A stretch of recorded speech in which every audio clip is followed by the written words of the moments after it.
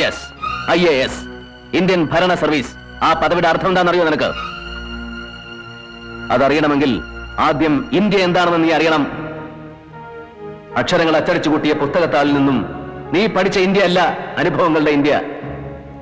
കോടിക്കണക്കായ പട്ടിണിക്കാരുടെയും നിരക്ഷരരുടെയും India, കൂട്ടിക്കൊടുപ്പുകാരുടെയും വേശ്യകളുടെയും തോട്ടികളുടെയും കുറ്റരോഗികളുടെയും India, ജഡ്ക വലിച്ചു വലിച്ച് ചുമച്ച് ചോര തുപ്പുന്നവന്റെ ഇന്ത്യ, വളർത്തുനായ്ക്ക് കൊടുക്കുന്ന ബേബി ഫുഡിൽ കൊഴുപ്പിന്റെ അളവ് കൂടിപ്പോയതിന് ഭർത്താവിന് ശാസിച്ച് അത്താഴപ്പട്ടിണിക്കിടുന്ന കൊച്ചമ്മമാരുടെ ഇന്ത്യ അല്ല.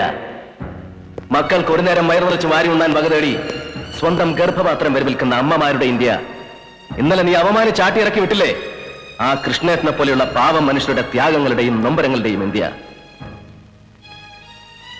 ഇന്ത്യ എന്ന മഹാരാജ്യത്തിന്റെ സോൾ, ആത്മാവ്. IAS അക്കാദമി വർഷാവർഷം അടവച്ച് വിരിച്ചെടുക്കുന്ന നിന്നെ പോലെയുള്ള സ്നോബുകൾക്ക് ഈ ആത്മാവ് തൊട്ടറിയാനുള്ള സെൻസ് ഉണ്ടാവണം, സെൻസിബിലിറ്റി ഉണ്ടാവണം, സെൻസിറ്റിവിറ്റി ഉണ്ടാവണം.